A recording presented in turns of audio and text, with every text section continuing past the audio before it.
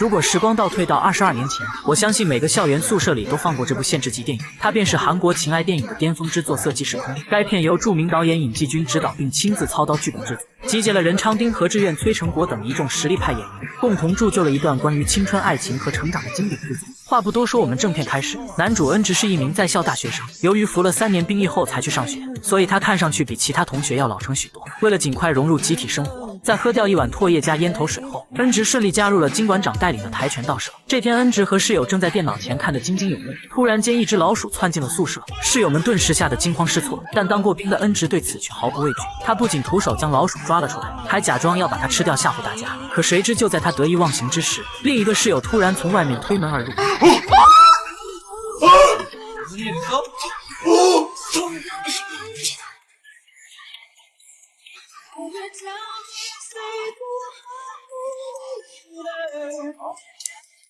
왜 안 들었어?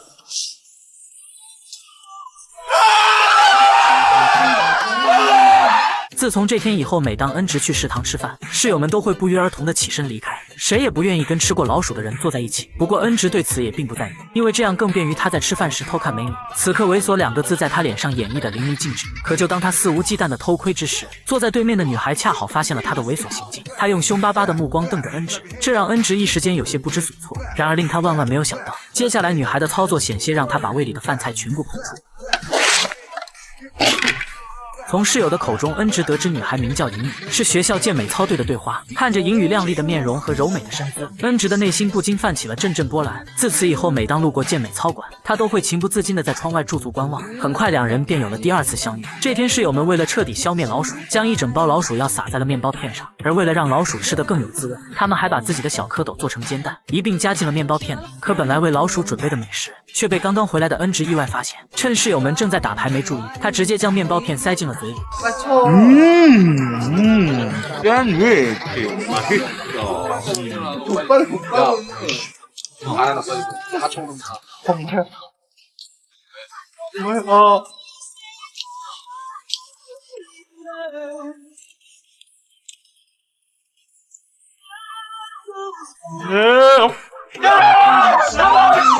就这样，几人在宿舍里上演了一场追逐大战。恩直误以为室友们是要抢夺美味的面包，不仅一路开启了博尔特模式，还时不时的回头向后嘲讽。等室友们好不容易追上他时，整块面包已经被他吃得一口不剩，结果自然可想而知。恩直被送进了急救中心，好在抢救比较及时，当天夜里他便洗完胃出院了。虚弱无力的他准备坐地铁回学校，没想到竟然站在了尹宇的身后。伴随着摇晃的车厢，恩直的身体不自觉的前后摆动，这让尹宇又一次把他当成了变态。 좋아. 화끈하게 한번 할까?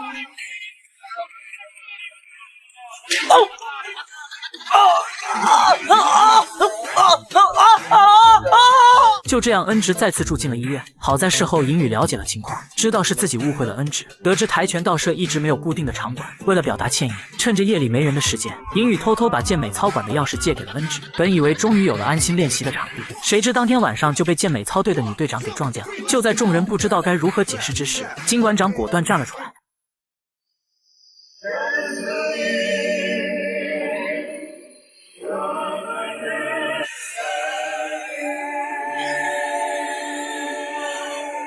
随后，金馆长更是通过自己的歌喉，彻底俘获了女队长的芳心。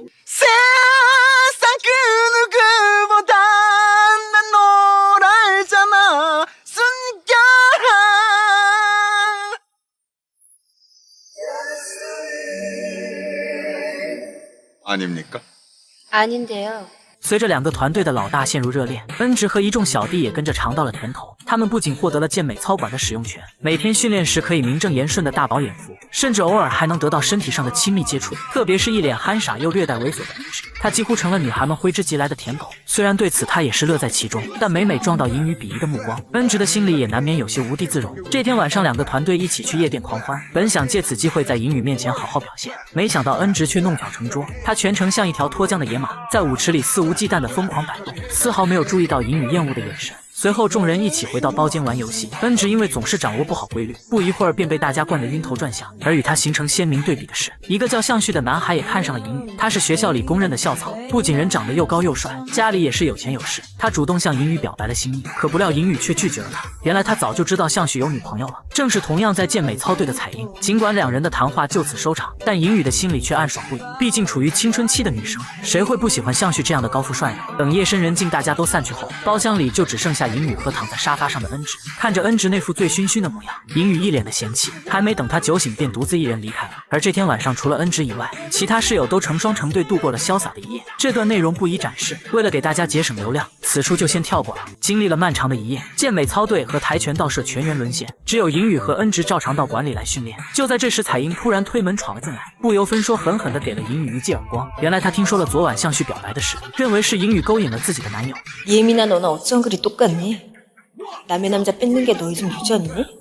听到此话，银宇立马站起身，抬头便还了对方一个耳光。此时的场馆内瞬间杀气腾腾，两个女孩站在原地怒目相对，这让一旁的恩直顿时有些不知所措。他不敢动弹，也不敢出声，害怕稍不注意自己就成了两人的出气筒。随后，彩英气鼓鼓地从馆里走了出来，没想到恰好遇到前来找银宇的向旭，他让向旭在两人中间做一个选择。此时，另一边的银宇心情也十分低落，为了哄他开心，恩直把自己的头埋进水盆，现场表演了一出水下憋气的极限挑战。可殊不知，就在他卖力表演之际，向旭走进了馆内。 他二话不说，一把将银宇抱在了怀里。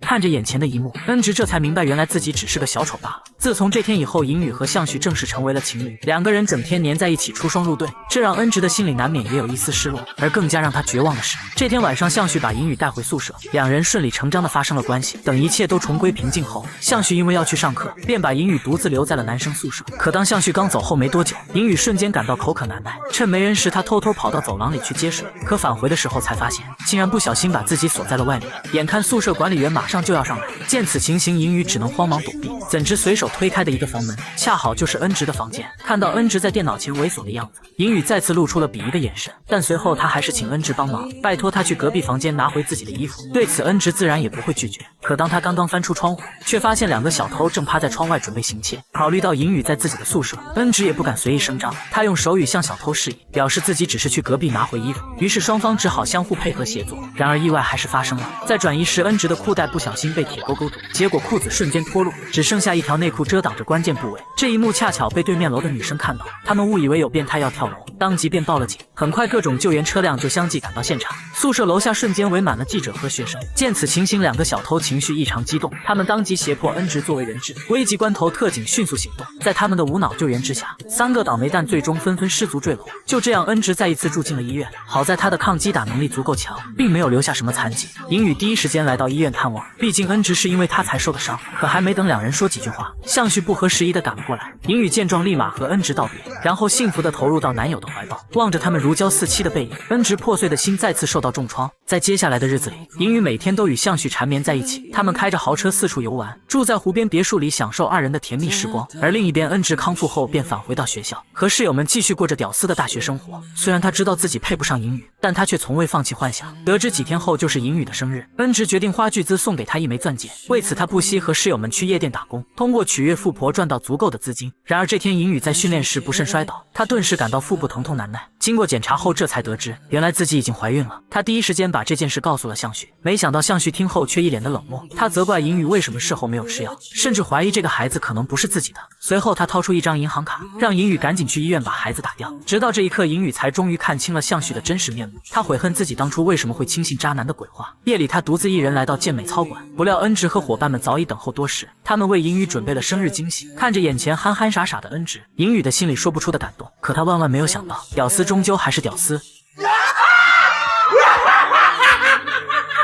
得逞的恩直自顾自地沉浸在欢乐之中，丝毫没有留意到银宇已然愤怒的眼神。当他兴奋地拿出那枚准备已久的钻戒时，换回来的却是银宇狠狠的一记耳光。整个场馆瞬间鸦雀无声。虽然生日礼物没有送成，但第二天恩直还是接到了银宇的电话。银宇为昨晚的事情表示抱歉，问恩直今天有没有时间陪他一起出去。这让恩直立马来了精神，他赶忙开始捯饬自己，不仅换上了一套新买的衣服，还特意给头发做了个造型。可关键时刻，宿舍的发胶被人用光了，恩直只好突发奇想，用一旁的草莓酱作为替代品，然而本以为是一场甜蜜的约会，没想到银宇却把她带去了医院。原来韩国的医院有规定，女孩想要做流产手术，必须要有男方出面才行。就这样，恩直被迫顶替了向旭，成为医生口中那个不负责任的渣男。好在银宇的手术还算顺利，但身体上的疼痛却要了他半条命。看着曾经的女神被糟蹋成这般模样，恩直的心里如同刀绞一般，他不知道该如何宣泄胸中的愤怒，只好拿头上飞来飞去的苍蝇出气。从医院出来后，恩直把银宇安顿在了一家宾馆，随后他独自去了趟首饰店，苦苦哀求，终于把那枚钻戒折价退掉。接着他去超市买了一大堆营养品，为了能寸步不离地照顾银宇，恩直索性把锅碗瓢盆全都搬进了宾馆。他不仅细心地为银宇煲汤，还贴心地用热毛巾帮他擦拭身体。为了缓解银宇的心情，恩直卖力地表演各式各样的奇葩节目，想尽一切办法想要逗银宇开心。看着眼前这个又傻又可爱的男人，银宇的眼泪忍不住地往下流。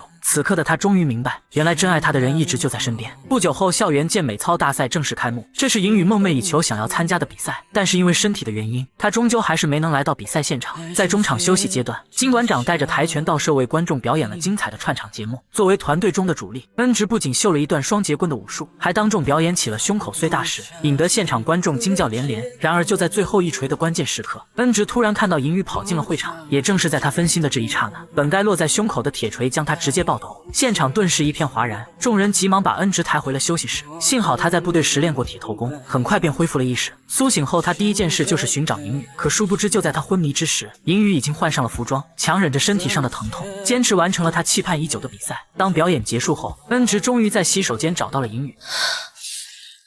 피가 너무 많이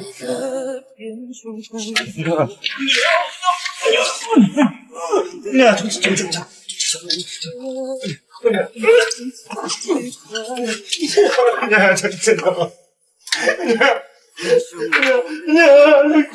恩直像疯了一样背着银宇赶到医院，此时因为失血过多，银宇几乎已经到了休克的地步。好在抢救及时，最终他并没有生命危险。晚上，银宇的母亲也得知了消息，她急匆匆来到医院，可看着面色惨白的女儿，她非但没有上前关怀，反而挥舞着拳头将银宇一顿暴打。恩直见状本想上去阻拦，结果被对方当成玷污女儿的元凶，再次成为了背锅侠。而另一边，向旭和彩英已经重归于好，在夜店里和大伙开心的庆祝比赛胜利。看着眼前这个罪魁祸首，恩直再也无法压抑心中的怒火，他冲进去将向旭一顿拳打脚踢。 아니, 새끼야, 사랑은 장난이 아니야, 씨발 새끼야.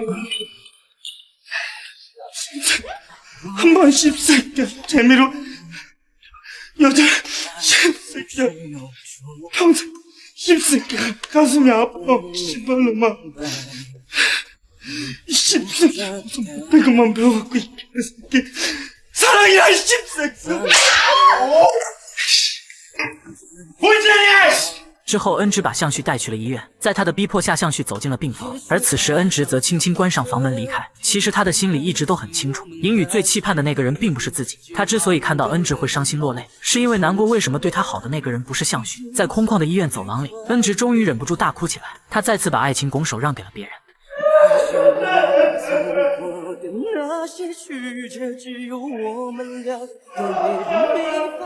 然而故事并没有就此结束。这天，恩直在宿舍里吃披萨，不小心将番茄酱甩到了海报上。为了避免浪费，他只好爬上去用舌头舔掉。可偏偏这时银宇推门走了进来，眼前的一幕再次让他露出鄙夷的眼神。但这次和以往不同，银宇已经彻底和向旭划清界限。他主动向恩直表达了爱意。 오빠, 아직도 그만 변하지 않았어? 무슨 말? 나 사랑한다며. 근데 내가 언제? 아님 말고. 突如其来的表白让恩直一时间有些难以置信。看到他激动落泪的表情，银宇心疼地张开手臂。可就在两人拥抱之时，殊不知外面走廊已经燃起熊熊大火。危急时刻，恩直带着银宇从楼上一跃而下，而他们的手紧紧攥在一起。此刻纵然是刀山火海，恩直再也不会错过自己的爱情。电影至此全部结束。好了，我是力哥，我们下期再见。